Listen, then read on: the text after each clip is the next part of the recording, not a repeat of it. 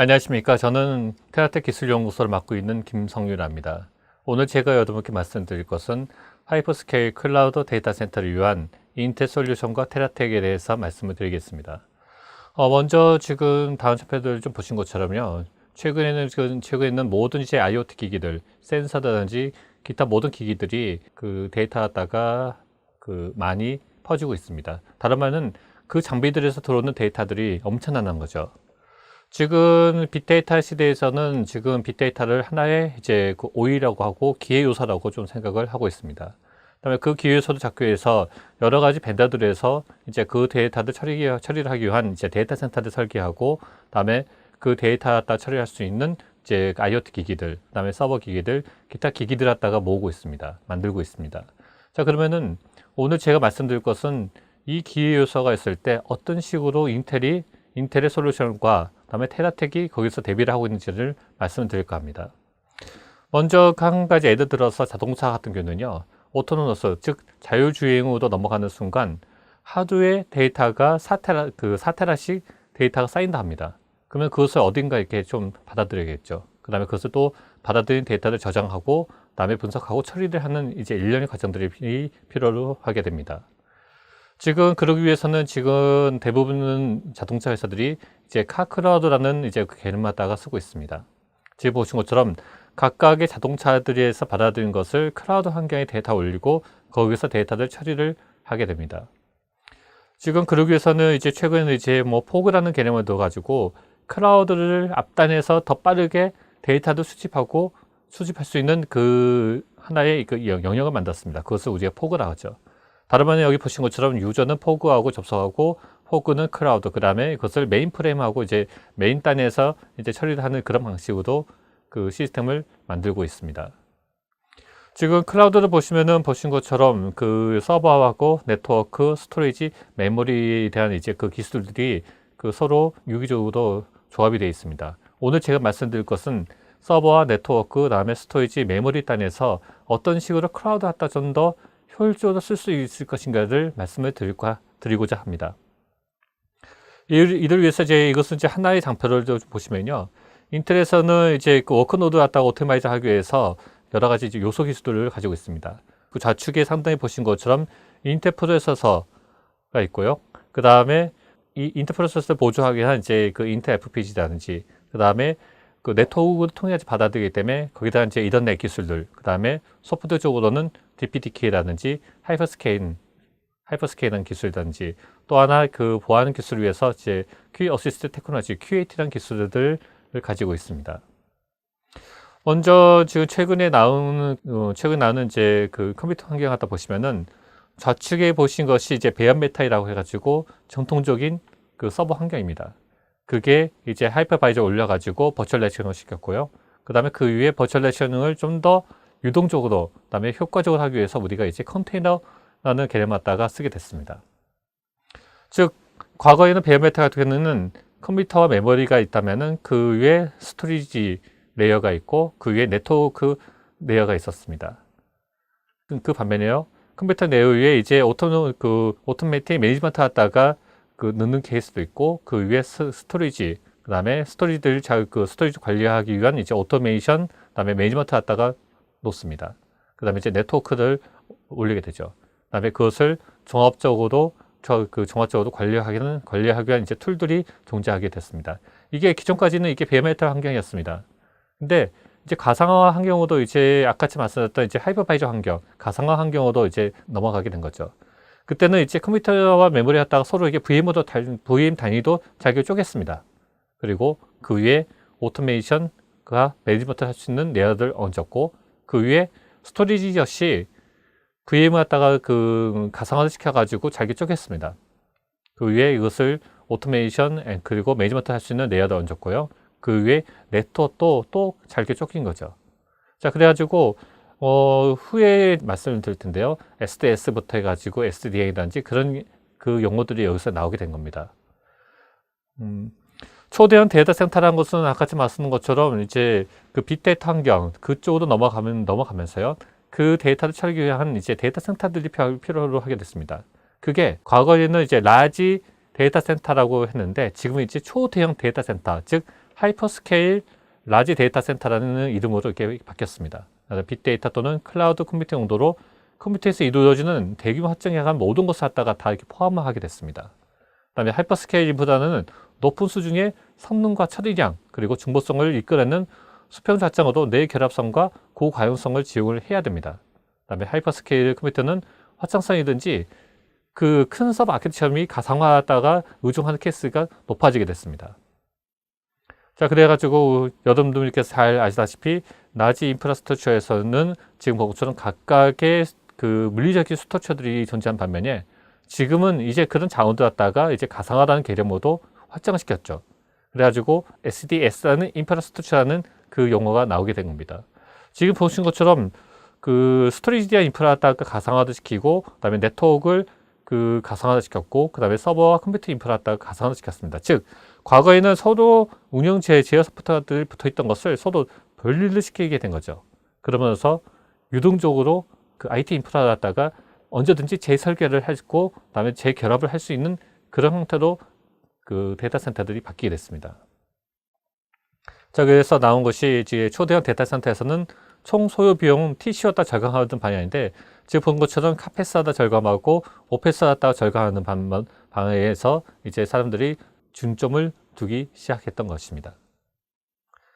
자, 여기서 다시 한번 보면은 컴퓨터 시스템은요, 프로세서하고 메모리, 그다음에 커뮤니케이션, 즉 네트워크가 서로 이렇게 연결되는 그 방식이 있고요. 그다음에 거기서 이게 최근에는 또 이렇게 에셀레이터는 개념이 하나가 더 들어가겠죠.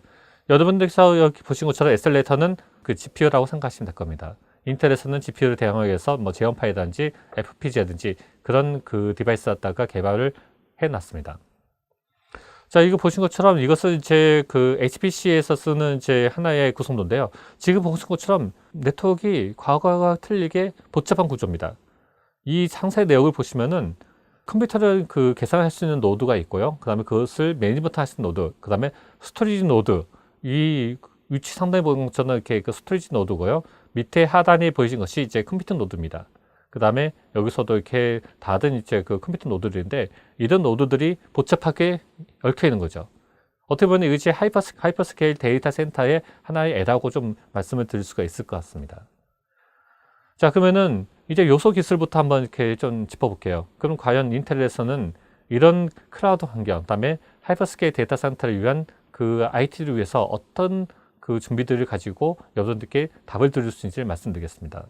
먼저 CPU에 대해서 말씀드릴 텐데요.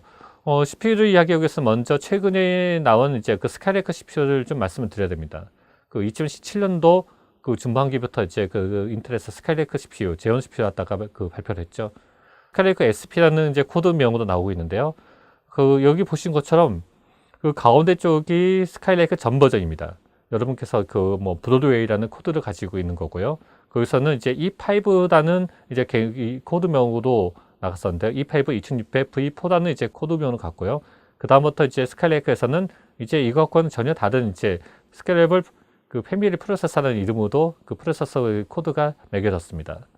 지금 여기서 주의 깊게 보셔야 될 것이 이제 매스 코어 쪽을 보시면은요, 브로드웨이 같으면은 이제 22코어, 그다음에 하이퍼스레드 쓰면은 이제 44코어까지 쓸 수가 있고요. 그다음에 스카이레이크 같은 경우는 28코어에 하이퍼스레드 쓰면 이제 56코어까지 쓸 수가 있습니다. 즉, 그리고 메모리는 지금 그 보신 것처럼 4채널에 DDR4를 갖다 지원했었고요. 스카이레이크에서는 이제 6채널입니다. CPU당 6채널을 갖다가 지원하고 DDR4를 쓸 수가 있었습니다. 그다음에 메모리에 대한 스피드도 그 과거 브로드웨이보다도 스카이레이크가 2400에서 2600으로 올라간 것을 보실 수가 있습니다. 그 TDP 같은 경우에는 이제 클럭이 올라갔기 때문에 거기에 대해서도 이제 그 소비 전력이 늘어났습니다. 145W에서 지금 많게는 이제 205W까지 이렇게 올라갔고요. 이따가 제가 다시 한번 이 CPU에 대해서 좀 말씀을 드리면서 이제 칩셋하고도 같이 말씀을 드릴 텐데요. 이번 스카이레이크부터 해서는 상당히 이제 네트워크라든지 그다음에 성능이든지 그것이 획기적으로 성능이 올라가게 됐습니다. 성능이 올라가게 됐던 것은 처리량이 늘어났고요. 처리량이 늘어난 것은 그만큼의 그 가상화를 시킨다 하더라도 그만큼 성능 갖다 보장을 받을 수 있다는 것을 그 뜻할 수가 있습니다. 그래가지고 지금 보신 것처럼 스케일러블에서는요, 지금 보신 것처럼 이제 플래티늄 가장 높은 레이어입니다. 가장 높은 스킬스인데요. 거기 본 것처럼 이제 28코어까지 이렇게 쓸 수가 있고, 그다음에 하나의 서포트단 2코어, 4코어, 8코어까지 이제 그 하나의 그 보드에서 지원을 할 수 있는 구조입니다.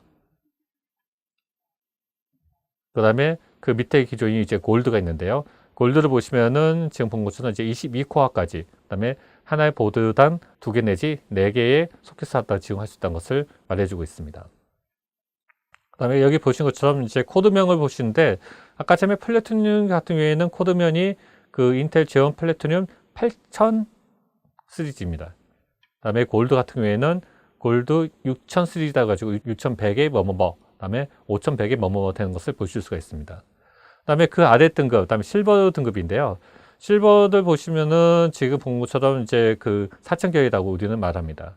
이것은 이제 12코어까지, 그 다음에 보드단 이제 2개까지 CPU 갖다가 쓸 수가 있고요. 그 다음에 브론즈라고 해가지고 이것은 좀 낮은 급입니다. 이것은 이제 3000 시리즈라고 저희들이 이야기를 하는데요. 보신 것처럼 보드단 이제 2개의 CPU를 장착을 시킬 수가 있습니다. 이것은 이제 가장 낮은 급, 그 엔트리급이라고 말씀을 드릴 수가 있습니다. 자, 그런데 지금 그 아까 처음에 성능이 이렇게 올라갔다 말씀드렸죠. 그 성능이 올라간 것은 이제 여러 가지 요소가 있습니다. 코어도 늘어났고 클럭도 올라왔습니다. 또 하나 중요한 것은요, 그 인스톨레이션 퍼 클럭이라 가지고 단위 클럭당 처리할 수 있는 명령 수가 늘어나게 됐습니다. 지금 본 것처럼 그 스카이랙 같은 경우는요, 인텔 AVS 오일이나 그다음에 FME를 써가지고 지금 더블 플루 중이 사이클당 32개 갖다가 처리를 하는 것을 보실 수가 있어요. 그 다음에 싱글 플루에는 이제 64개까지 할 수 있죠. 과거에 하스웨이나 브로드레는요, 인텔 AVS 2까지밖에 지원이 안 됐었어요. 그렇기 때문에 그 싱글 포인트에서는 32개, 그 다음에 더블 포인트에서는 16개까지 지원하는 것을 보실 수가 있어요. 다른 말로는 같은 클럭의 하스웰과 브로드웰과 비교했을 때 스카이크는 그의 2배의 성능 갖다 보인다는 것을 보일 수가 있다는 거죠. 그렇기 때문에 지금 이런 것들이 많은 데이터 갖다가 처리가나 하면은 그 수치 연산에서는 특히 이것은 그 중요한 요소이기 때문에 스카이데크가 그만큼 기하적 성능이 발전됐던 것을 보실 수가 있습니다. 자, 여기에서 그 성능이 얼마만큼 이렇게 증가되는지를 좀 보시면요. 지금 여기 본 것처럼 여기에 나타난 것이 이제 인텔 제온 플래티늄 8180이라는 그 8180이라는 프로세서인데요. 이거 보신 것처럼 그 2.5GHz의 28코어짜리예요. 그 AVS 클럭 갖다가 써가지고 하게 되면요, CPU 한 개당 1.7기가의 AVS 클럭을 동작하고 원 CPU고 28코어하고, 그 다음에 아까처럼 인스톨레이션 사이클이 더블에서는 그 스카이레크스는 32개라고 말씀드렸죠. 32개가 되기 때문에 지금 본 것처럼 1523기가 플러스가 나오는 것을 보실 수가 있어요. 그 다음에 이것은 코어당 따지면은 그 28코어이기 때문에 이 1523을 그 28로 나누면은 코어당 54.4기가 플러스가 되는 것을 보실 수가 있어요. 자, 이 수치는 어떤 수치냐면요. 지금 만약에 그 이 CPU 2개 갖다가 동시에 쓰게 된다면은 이제 곱하기 2가 되기 때문에 지금 본 것처럼 그 3046기가 플러스, 3테라 플러스 정도 성능이 보이거든요. 이것은 2000년도 탑 10, 우리가 이따가 탑 500이라는 사이트에 대해서 제가 잠깐 말씀드릴 텐데요. 탑 500.org 사이트에서는 연간 2번의 그 슈퍼컴 그 순위를 매깁니다. 1등부터 500등까지요. 6월 달과 12월 달이 있고, 저는 이번에 그 금년에 6월 달에 탑 500.org에서는 그 슈퍼컴 순위가 2017년 12월 달에 1등이었던 중국이 물러나고 그 일을 이어서 이제 미국이 이제 1등을 차지했습니다. 자, 여기서 본 것처럼 이제 그 2000년도 6월 달에 발표한 자료를 보면은 탑 10에 들어갔던 그 슈퍼컴 중에서 3위를 보십시오. 3위를 보시면은 코어 수가 6144코어거든요. 그런데 지금 거기에 나오는 이런 수치 보시면은 2000년 6월 달에 슈퍼컴 3위가 3테라 플러스라는 것을 보실 수가 있어요. 지금은 이 CPU 2개만 가지고도 이 슈퍼컴 갖다가 그 정도의 성능을 낼 수가 있다는 거예요. 물론 기간이 지났지만 기간이 뭐 18년 전이기 때문에 뭐 이 정도의 뭐 어떠냐 하는 그런 말씀을 있을 수 있는데, 기하적으로 성능이라는 것, 그 성능이 이렇게 발전되는 것을 말씀을 드리고자 함입니다. 자, 그리고 지금 보는 것처럼 이제 제온 그 스칼레프 CPU 같은 경우에는 이제 그 AVS 512가 동작이 되고요. 그 다음에 AVS 2.0도 지원되고, 그 다음에 난 AVS가 동작이 되지 않는 이제 베이직 클럭이라는 게 존재하게 됩니다. 지금 위에 보시는 이 라인이 지금 AVS가 동작이 되지 않았을 때 이 8180이라는 CPU가 낼 수 있는 코어당 매스 클럭입니다. 지금 본 것처럼 베이스 클럭이 있고, 근데 그에 비해서 AVS 2.0이냐, AVS 오일리스냐에 따라서는 그 클럭이 좀 낮아진 것을 좀 보실 수가 있어요. 하지만 아까 전에 본 것처럼 인스톨레이션 퍼 사이클이 AVS 오일을 썼을 때는 기존보다도 배 이상이 되기 때문에 이 클럭이 떨어진다 하더라도 성능에서는 그만큼 올라갈 수 있다는 것을 말해주고 있는 것입니다. 그 다음에 이제 메모리에 대해서 한번 이야기할게요. 자, 메모리들 여러분들께서는 얼마나 쓰고 계십니까? 지금 아까 제가 말한 것처럼 그 스카이레이크 CPU에서는 그 과거의 보드들에서는 메모리 채널이 4채널이었던 것이 이제 스카이레이크에서는 이제 6채널로 바뀌었다고 말씀을 드렸습니다. 그렇기 때문에 지금 본 것처럼 메모리의 그 CPU에 바로 이렇게 6개의 메모리 채널이 존재하는 것을 보실 수가 있습니다. 자, 그렇기 때문에요. 지금 그 스카이레이크 그 프로세서는요, 2 CPU 기준으로 했을 때는 맥스 3테라까지 메모리 확장을 온보드에서 지원을 할 수가 있습니다.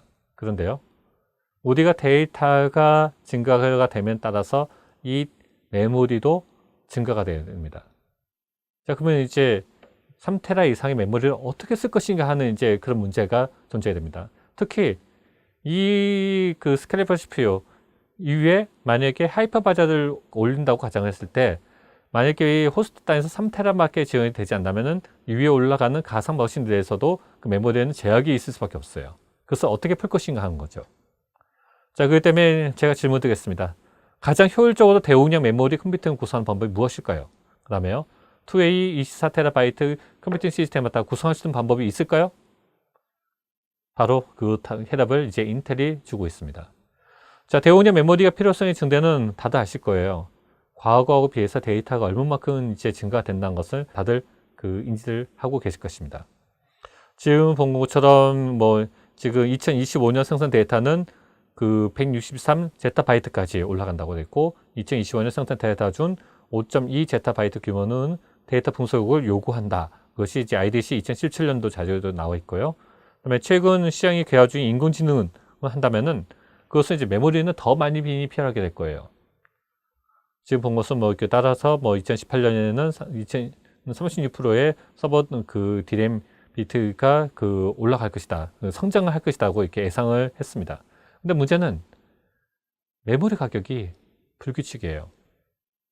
뭐 다들 아실 겁니다. 메모리 이꼴로 현금이 나고요. 따르면 그만큼 메모리는 이제 뭐 주마다 또 메모리 가격이 바뀌는 것을 또 여러분들께서도 보실 수가 있습니다. 자, 그러면 이 상황에서 어떻게 할 것이냐?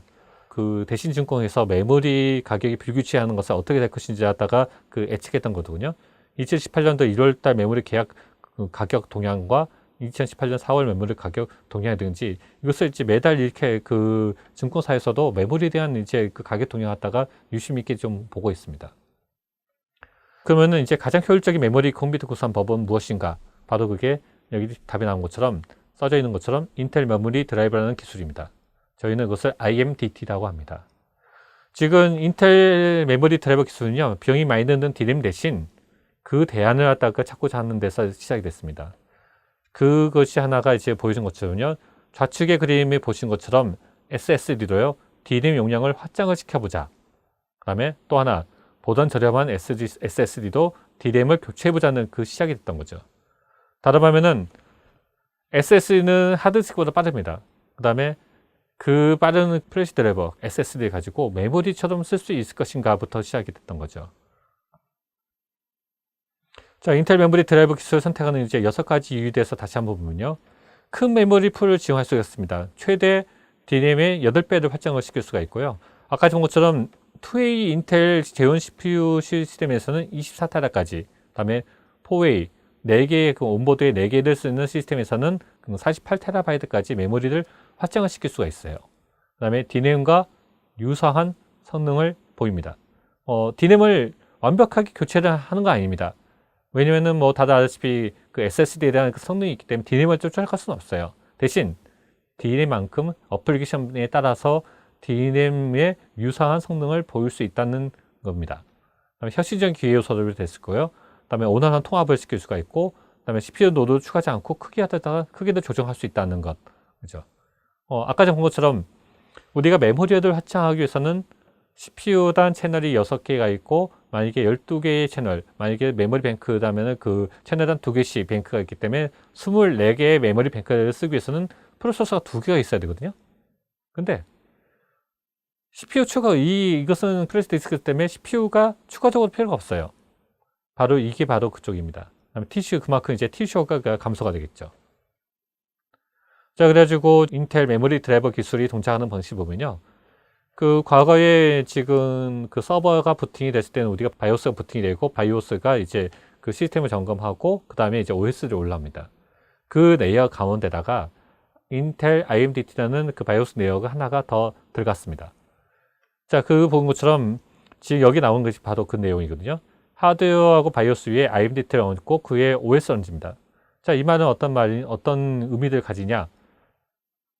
OS의 그 기존에 있던 OS가 바뀔 필요가 없다는 거죠. 이 IMDT 속에서 내가 어플리케이션을 다시 깔거나 아니면 OS를 다시 깔거나 할 필요가 없다는 겁니다. 그냥 IMDT 하나만 이 레이어 안에다가 넣어주면 돼요. 그게 이 IMDT의 기술 중에 하나라고 좀 말씀드릴 수 있어요. 지금 보신 것처럼 인텔 서버 바이오스 해가지고 바이오스가 뜨고 나서 IMDT 바이오스가 그 위에 올라가게 됩니다. 그리고 그 위에 이제 OS가 동작을 하게 되는 거예요.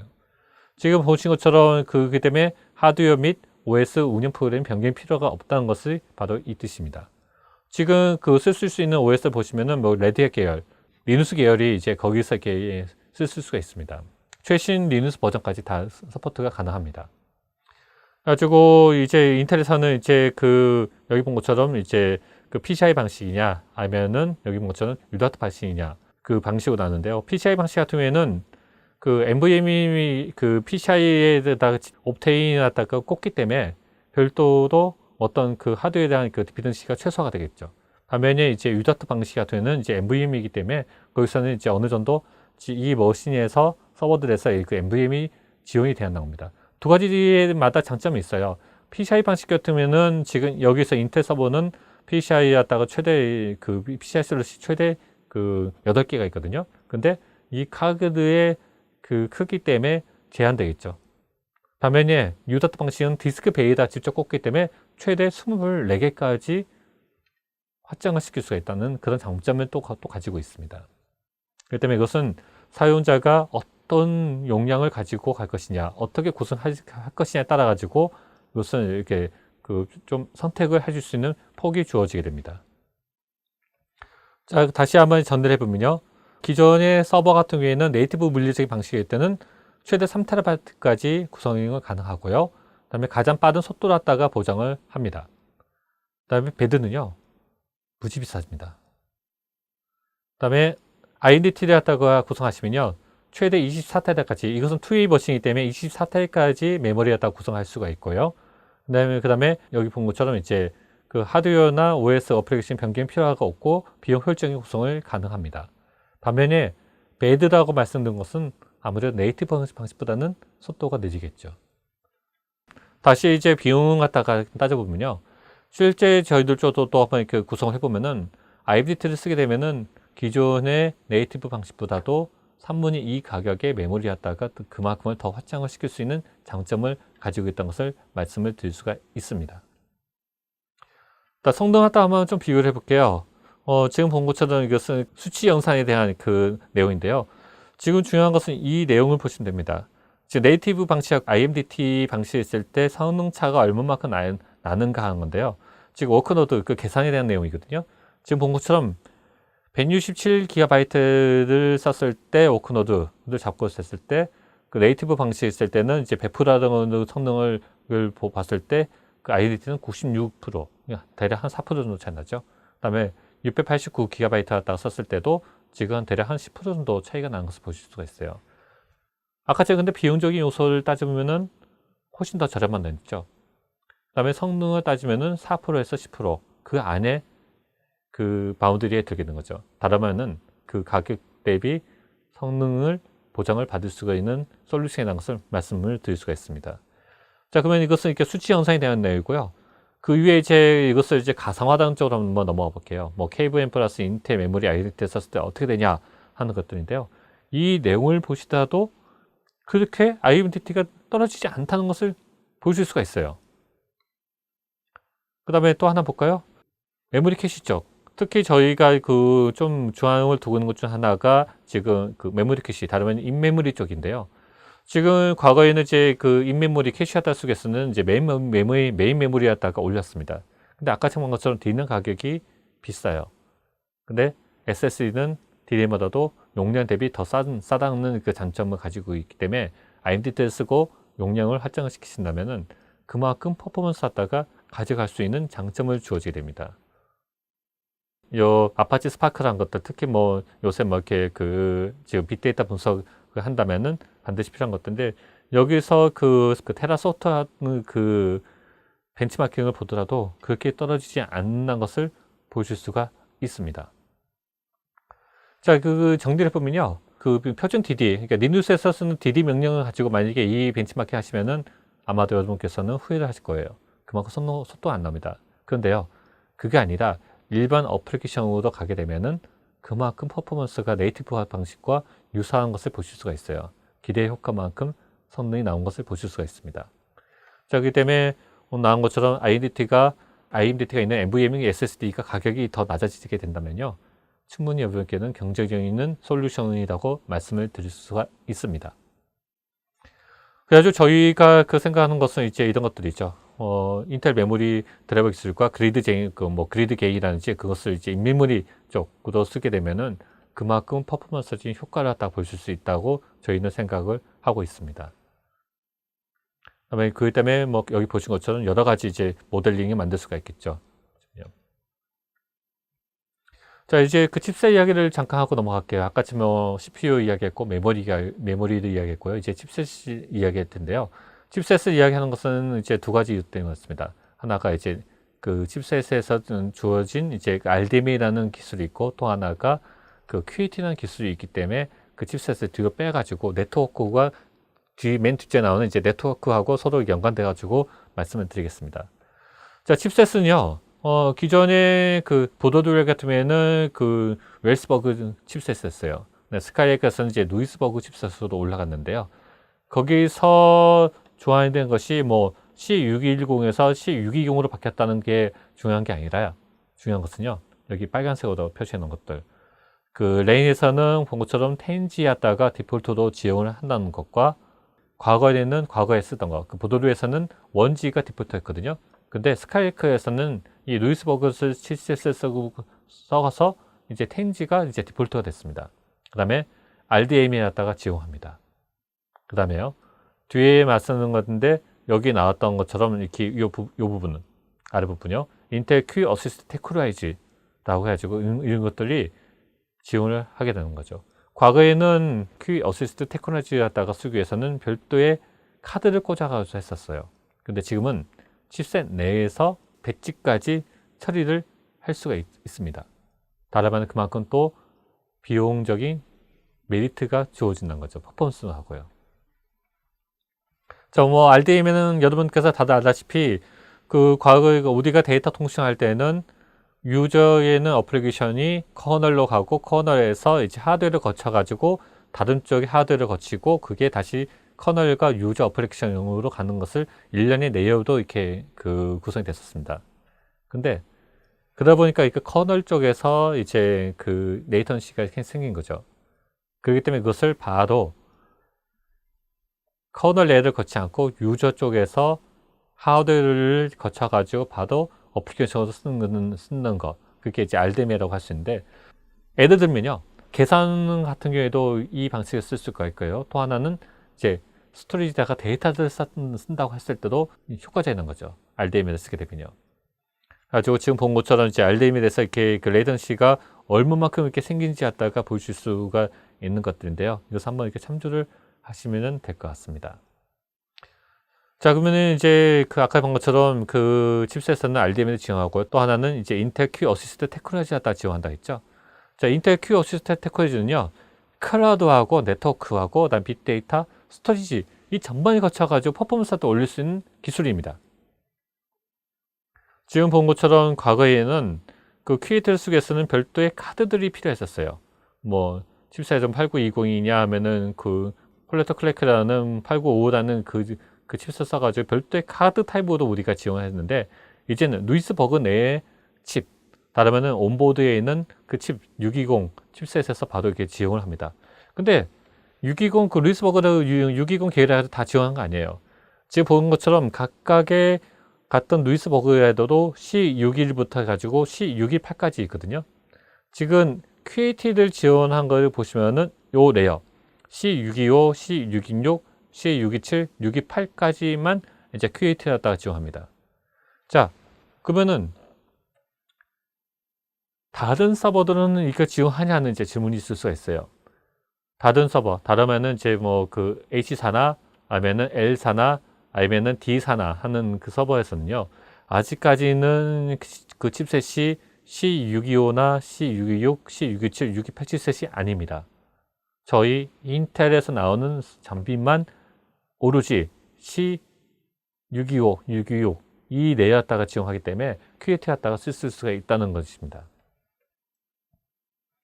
자, 그러면은 이제 QAT 속에서는 이제 오퍼레이팅 시스템하고 하이퍼바이저하고 그다음에 프레임워크가 어떻게 지원이 되는지 갖다가 좀 보셔야 되는데요. 오퍼레이팅 시스템 보시면 뭐 윈도우즈, 리눅스, 뭐 프리비스 다 지원합니다. 뭐 기타 뭐 하이퍼바이저를 보시더라도 KVM, 젠, VM웨어 다 지원하는 것을 보실 수가 있어요. 오픈 이렇게 나오는 요새 유행하는 이제 오픈스택도 다 지원하는 것을 보실 수가 있어요. 그다음에 뭐 기타 뭐 프레임워크를 보시더라도 그 크리토그래피 쪽에 보시면은 이제 윈도우스 CNG, 오픈 SSL이라든지 그것을 다 지원한 것을 보실 수가 있습니다. 자, 어플리케이션을 보시면요, 지금 본 것처럼 그 웹서버라든지 SSL, 그 SSL 리버스 프로시라든지, 그다음에 ADC라든지, 그다음에 스토리지, VM 라이브 마이그레이션이라든지, 그다음에 데이터베이스라든지 이런 것을 다 지원하기 때문에 이 QAT를 쓰게 되시면 사용하시려면 과거보다 성능을 배 이상 갖다가 성능을 보실 수가 있다는 거죠. 아까 본 것처럼 별도의 장비가 필요 없이 온보드 내에서 기능을 써가지고 활성화를 시켜가지고 그것을 그 성능을 높일 수가 있다는 거죠. 자, 그래가지고 성능에 대한 내용인데요. 이것보다도 뒷장을 보시면은 저희가 실제 테스트했던 내용을 보시면은 QAT 퍼포먼스 갖다 저희가 한번 측정해 봤는데요. 지금 그 RSA 알고리즘과 그다음에 AES, 그다음에 256, CBC 알고리즘을 갖다 처리하는데 어떻게 그 성능 차이가 생기는지 한번 봤어요. 그 QAT 적용과 QAT 미적용을 봤는데요. 보신 것처럼 처리 속도가 올라가신 것을 보실 수가 있어요. 다른 말은 QAT 솔루션을 적용하면 하드웨어로 처리할 경우, 그러니까 QAT가 하드웨어거든요. 온보드는 하드웨어예요. 그것을 과거에 속보대 방식, 그냥 CPU만 가지고 처리했던 방식과 비교했을 때는 최대 7배 정도 빠른 것을 보실 수가 있어요. 지금 바로 이 결과들이 그 결과를 보여주고 있다는 거죠.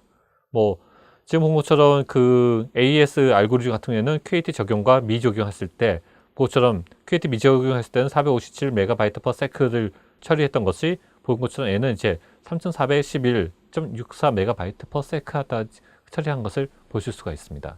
이만큼 성능을 높일 수 있다는 거죠. 그 QAT가 단순하게 단순하긴 아니다. 아까처럼 클라우드 환경에서 SSL을 처리를 한다든지 아니면 HP로시를 통해 가지고 클라우드 쪽에 노드 밸런싱 한다든지 할 때 SSL 패킷을 처리를 이 정도까지 속도를 낼 수 있다는 것은 획기적이라고 저는 말씀을 드릴 수가 있어요. 그것도 별도의 카드가 필요 없이 온보드 내에서 처리를 했던 것은 상당히 인텔 솔루션의 그 장점이라고 말씀을 드릴 수가 있습니다. 다음에 그 DPTK는 뭐 이것은 이제 여러분들 다들 아실 거예요. 아까 한 것처럼 이 네트워크 내에서도 이 커널 스페이스를 거치지 않고 바로 유저 스페이스로 올려가지고 처리를 할 수 있게끔 한다는 거죠. 아까 전에 그 RDMA하고 좀 비슷하다고 좀 볼 수 있는데, 이것은 이제 일반 그 TCP/IP 레이어에서 이것을 지원을 할 수 있다는 것이 아까 전에 말씀드린 RDMA하고 약간 다른 점이라고 말씀을 드릴 수가 있습니다. 자, 그래서 이쪽에 대한 것은 이제 그 흐름에 대한 내용들인데요. 이제 마지막으로 이제 네트워크에 대해서 다시 한번 이렇게 짚고 넘어갈게요. 먼저 아까 처음에 브리저스라는 이제 그 클러스터 환경을 하나 더 보여드릴 텐데요. 이것은 그 데이터 분석을 위한 차세대 HP 리소스라고 말씀드릴 수 있습니다. 아까 제가 보셨던 환경은 그 클러스터인데요. 보신 것처럼 다양한 그 시스템들이 다양한 네트워크로 또 구성이 된 것을 보실 수가 있어요. 본 것처럼 이렇게 800개의 컴퓨팅 노드가 있고 그 위에 뭐 여러 가지 뭐 이거 GPU 노드들도 있고 그 위에 또 다른 노드들이 존재하고 여기에 있는 스토리지가 존재하는 것을 보실 수가 있습니다. 다른 말은 과거에는요 서버하고 서버끼리만 통신하면 됐었어요. 근데 그게 그 장비가 늘다 보니까 그것을 이제 매니지먼트를 할 수 있는 노드가 필요하게 됐죠. 거기다가 이제 데이터가 이제 늘어났습니다. 그러면 그 데이터를 처리하는 이제 스토리지 노드가 또 별도로 존재하게 되죠. 자, 문제는 이렇게 레이트 방식까지는 그때 그렇게 하면 됐었어요. 그 다음 문제가 이제 아까 것처럼 하이퍼바이저들이 올라가죠. 가상화들이라는 것이 올라갔죠. 가상화들끼리, 가상화 머신끼리도 또 통신이 돼야 됩니다. 그러다 보니까 이게 네트워크가 이제는 정말 복잡하게 됐어요. 자, 이제는요, 속도도 과거에는 10백에서 1G로 가고, 아까 본 것처럼 스카이레이크에서는 이제 10G가 디폴트라고 말씀드렸죠. 자, 그러면 그보다 더 빠른 게 무엇이냐? 뭐 40G도 있고, 최근 난 것은 40G도 있고, 100G짜리 네트워크도 있습니다. 약간 특수한 케이스가 될 수 있는데요.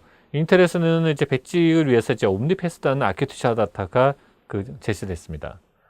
지금 다르면은 이제 이것은 HPC 쪽에서 이렇게 주로 쓰는 그 기술이라고 좀 말씀을 드릴 수 있는데 이게 내부 네트워크를 쓰시게 된다면은 상당히 효과를 보실 수가 있는 장비입니다.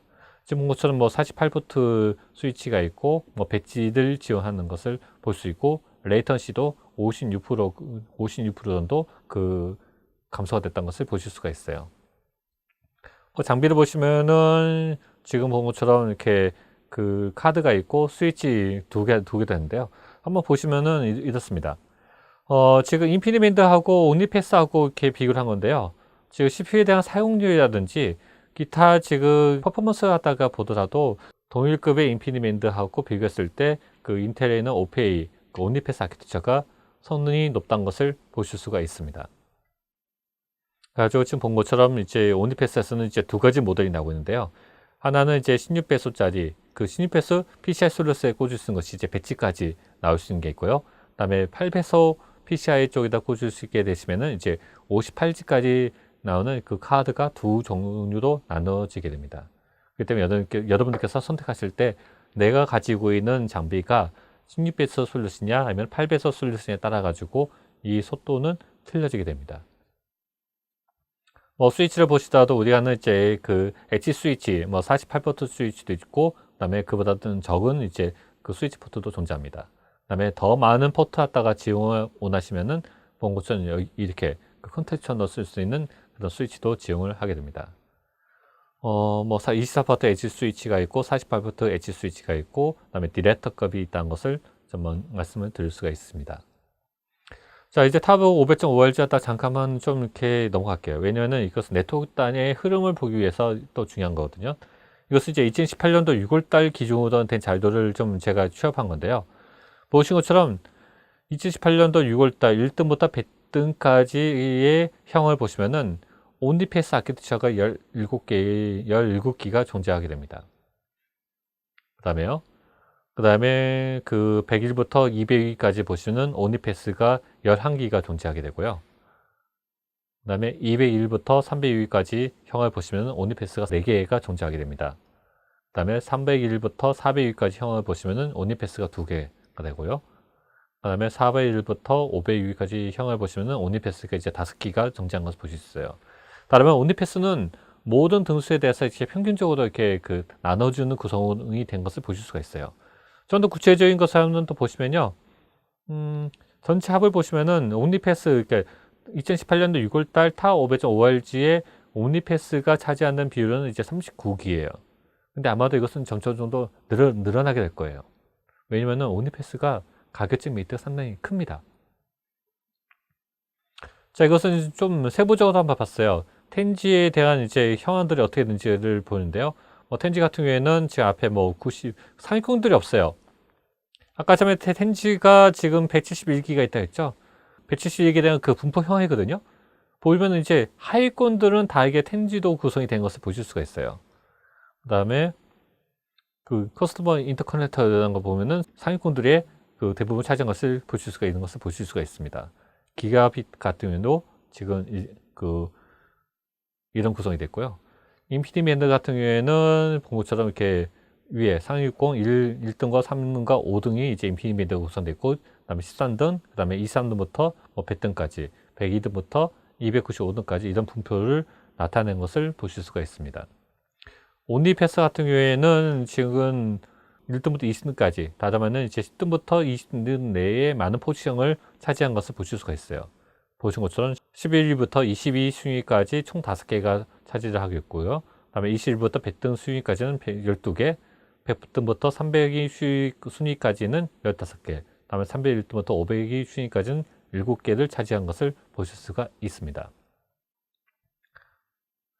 자, 이제 정리를 해볼게요. 제가 하루에 여러분께 말씀드렸던 것이 하이퍼스케일 클라우드 데이터 센터를 위한 인텔 솔루션과 테라텍이라고 말씀드렸는데요. 그러면은 아까 본 것처럼 그 하이퍼스케일을 할 때는 이제 모든 데이터의 양이 증가되고 다 증가됐습니다. 그걸 하기 위해서는 이제 CPU, 그다음에 메모리, 그다음에 장비들, 그다음에 그 칩셋 네트워크가 연관이 되는데, 거기에 대해서 여러분께서 인텔에서 어떤 기술이 있는 것을 간략하게 말씀드렸고요. 자, 그러면 이제 테라텍이 그러면 이것을 어떻게 할 것이냐 하는 것이 이제 제가 마지막으로 말씀을 드릴 겁니다. 자, 보고 듣고 경험하게 하라.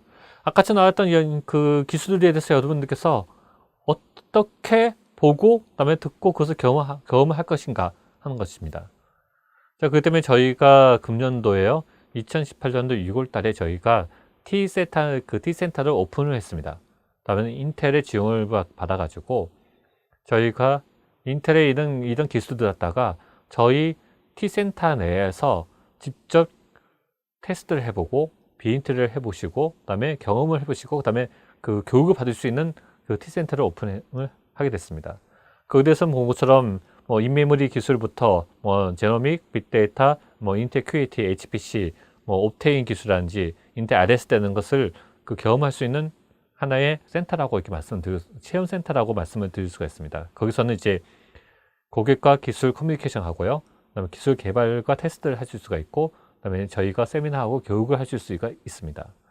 저희 위치들 보시면은 저희는 지금 현재 그 가산동 그 디지털 단지 6분 출구 바로 앞에 SKV온 센터 19층에다가 저희가 이번에 그 회사를 이전했는데요.